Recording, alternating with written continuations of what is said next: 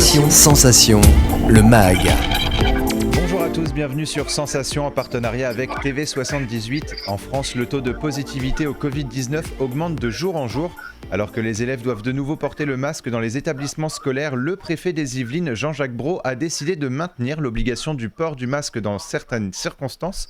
Thomas Lavielle, vous êtes directeur du cabinet du préfet des Yvelines, bonjour. Bonjour. Alors le 15 novembre dernier, la préfecture des Yvelines a donc décidé d'étendre l'obligation du port du masque dans le département jusqu'au 1er février 2022. Cela s'applique à certaines circonstances, comme vous l'indiquez dans un communiqué. Alors justement, dans quelles circonstances les Yvelinois doivent porter le masque ? Alors je voudrais d'abord rappeler que nous sommes face, effectivement, vous l'avez dit, à une nouvelle vague épidémique. C'est la 5e depuis le début de cette crise, malheureusement. Et elle connaît une croissance très forte, le nombre de cas est en augmentation très forte, en Île-de-France en général et en particulier dans le département des Yvelines. Elle touche particulièrement la catégorie des 20-49 ans, donc une catégorie active, qui a beaucoup d'activités, qui est donc touchée par cette épidémie. Et ça crée un début de tension à l'hôpital, d'autant qu'évidemment à l'hôpital, toutes les autres activités sont en cours. Il n'y a pas de déprogrammation d'activités, donc ça crée une tension. Et donc face à ça, le préfet a une stratégie, décline la stratégie nationale qui comporte 3 grands axes. Le premier, c'est le renforcement des gestes barrières avec le masque, je vais y venir. Le deuxième, c'est le renforcement, le durcissement de l'application du pass sanitaire. Et le troisième, c'est l'accélération de la campagne vaccinale. Sur le premier point, sur celui des gestes barrières et en particulier du masque, effectivement, le préfet a souhaité reconduire l'obligation de port du masque sur la voie publique. Je rappelle que par ailleurs, il est obligatoire à l'intérieur de quasiment l'intégralité des bâtiments, des établissements, des commerces. Sur la voie publique, il a souhaité prolonger cette obligation dans 3 circonstances particulières. La première, c'est sur les marchés, sur les brocantes, dans ces lieux de rassemblement que nous connaissons dans le département. Le deuxième, c'est les rassemblements importants de personnes. Et puis le troisième, c'est qui est lié, qui est un peu dans la deuxième catégorie aussi, mais qui est les files d'attente devant les commerces qui parfois conduisent à des rassemblements importants de personnes qui sont côte à côte. Alors, vous le disiez justement, le taux de positivité des tests virologiques ont augmenté. Au 25 novembre, on était à 5,37%, qui correspond à 282 cas pour 100 000 habitants dans les Yvelines, contre 97 cas pour 100 000 habitants au 12 novembre, selon le site cascoronavirus.fr. Est-ce que le préfet peut également prendre des décisions en ce qui concerne les commerces, bars et restaurants du territoire ? Alors pour l'instant, ça rejoint le deuxième axe que j'évoquais tout à l'heure. La stratégie du préfet se fonde sur maintien et accentuation des gestes barrières et deuxièmement, renforcement du pass sanitaire. Donc l'idée sur les commerces du type bar, restaurant, c'est de maintenir cette obligation du pass sanitaire et d'en renforcer le contrôle de l'application. En revanche, il n'y a pas de mesure à ce stade envisagée, comme ça a pu exister par le passé, de certaines fermetures de commerce. L'idée, c'est en renforçant les gestes barrières, en renforçant la vaccination, par l'outil du pass sanitaire, essayer de garder au maximum des fêtes de fin d'année normales pour nos concitoyens. L'idée, c'est d'éviter les situations qui se présentent à l'étranger, notamment, où vous avez vu que dans certains pays, des mesures beaucoup plus dures ont été prises ces derniers jours et ces dernières semaines.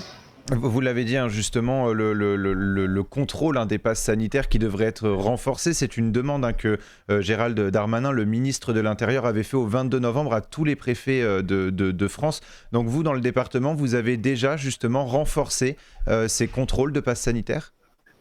Oui, alors l'écrasante majorité des exploitants d'établissements respectent le pass sanitaire. Je crois que chacun d'entre nous s'en rend compte dans sa vie quotidienne.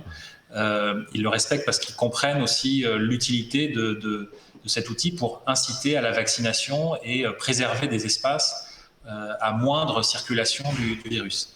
Néanmoins, certains établissements, je ne vais pas citer de catégorie pour pas en désigner explicitement, mais certains établissements ne jouent pas le jeu. Et évidemment, cela, dès que nous en avons connaissance, nous les ciblons et nous renforçons les contrôles sur ces établissements. Vous parlez des fêtes de fin d'année. Justement, il y a aussi les marchés de Noël qui sont pour la plupart attendus cette année. Le port du masque est donc obligatoire. Mais est-ce qu'il est possible de voir certains marchés de Noël annulés ? À ce stade, l'objectif n'est évidemment pas d'annuler les marchés de Noël. Donc ce n'est pas le sens des indications qu'a donné le préfet lorsqu'il est interrogé par les maires sur le sujet. En revanche, lorsque les maires ont la possibilité, lorsque la configuration des lieux fait qu'il y a un contrôle à l'entrée et à la sortie avec du barriérage, avec un flux d'entrée, un flux de sortie, le pass sanitaire doit être appliqué dans ces espaces. Évidemment, il n'en est pas question lorsque ce sont des cabanons en pleine rue qui sont donc libres d'accès, comme l'ensemble des commerces dans un centre-ville. Mais c'est cet outil-là du pass sanitaire dans certains marchés de Noël qui est aujourd'hui privilégié, et en tout cas pas la fermeture des marchés de Noël. Et alors c'est une question qui a fait polémique, hein. Certaines personnalités politiques avaient évoqué il y a encore quelques semaines l'idée de confiner seulement les non-vaccinés. Est-ce que mettre en place un couvre-feu ou des interdictions seulement pour les non-vaccinés est une mesure judicieuse selon la préfecture des Yvelines ? Alors ça ne s'inscrit pas dans la stratégie nationale de réponse à la crise, qui encore une fois est de pousser à la vaccination, de pousser à l'utilisation du pass sanitaire, d'inciter les personnes qui se posaient encore des questions en les convainquant d'aller se vacciner pour les premières et deuxièmes doses. Et puis maintenant, on rentre dans la phase du rappel vaccinal pour ceux qui ont déjà été convaincus, et qui sont très nombreux, plus de 80%, et qui ont déjà fait leur première et leur deuxième dose. L'idée, c'est maintenant de pouvoir les accompagner, les aider pour déployer massivement le rappel vaccinal dans les semaines et dans les mois qui viennent. Vous défendez finalement cette idée qu'il faut continuer à vivre le plus normalement possible, on va dire, tout en se protégeant et en protégeant les autres ? C'est l'objectif, je crois, poursuivi par le gouvernement et donc que nous déclinons. C'est l'idée que maintenant, depuis plus de 18 mois, nous devons apprendre à vivre avec ce virus, avec des vagues épidémiques.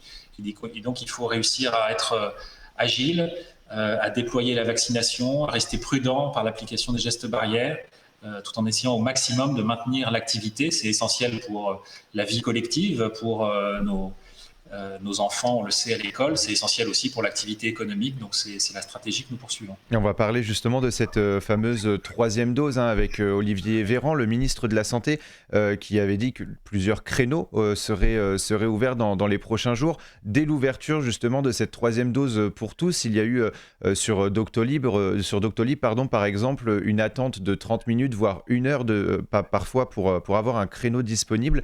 Quelles sont justement les ambitions dans les Yvelines en termes de troisième dose et de créneaux, d'ouverture de créneaux ?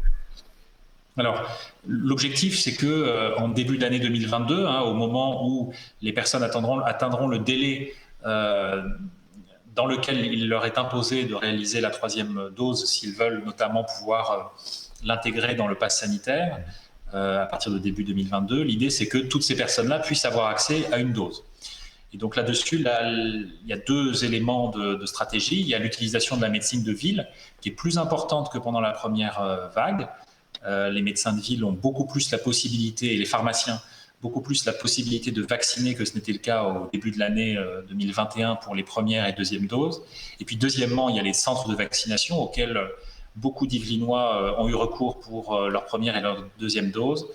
Actuellement, 6 centres étaient jusqu'à la semaine dernière encore en activité. Ils avaient une activité relativement réduite et ils essayaient de faire vacciner ces personnes qui s'étaient posé des questions et qui avaient tardé à le faire.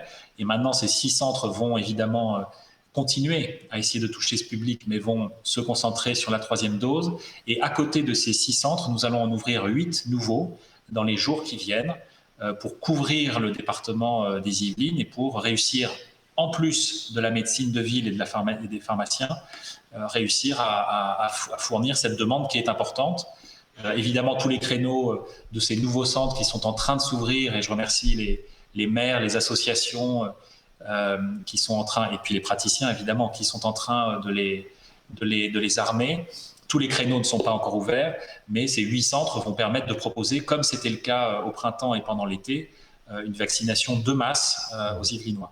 C'est finalement une vaccination de masse qui revient pour une troisième dose, pour cette fameuse dose de rappel. Merci beaucoup Thomas Lavielle d'avoir été avec nous sur Sensation. Je rappelle que vous êtes directeur de cabinet du préfet des Yvelines. Pour plus d'informations, on peut suivre l'actualité de la préfecture des Yvelines sur Twitter ou sur le site internet yvelines.gouv.fr.